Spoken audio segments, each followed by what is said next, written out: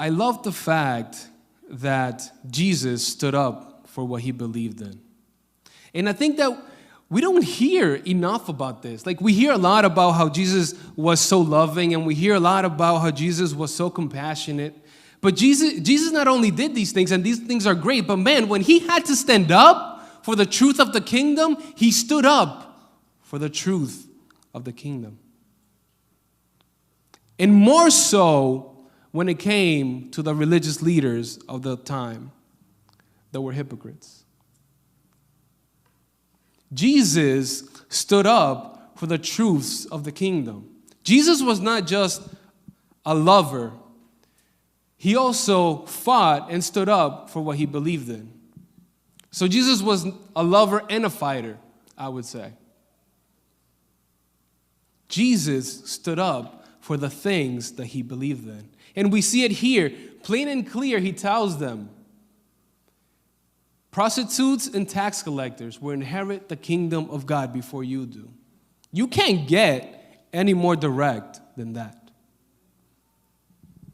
And I want you to understand something. Tax collectors and prostitutes were the lowest of the low in that society. They were looked down upon.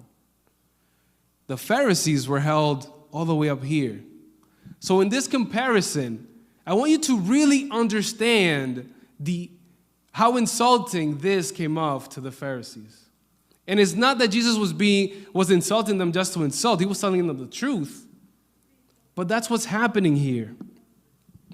And here's the thing when it comes to the prostitutes and the tax collectors. They themselves, they weren't obeying the commandments of God, right? The prostitutes were sleeping with men that were not their husbands. The tax collectors were stealing from people. But here's the difference. When they heard what John taught, they were able to recognize that their way of life was not the proper way of living. They understood that that was not how God wanted them to live, and they repented and turned to Christ. They repented from their sins and turned to God. That's the difference. What do we see when it comes to the Pharisees?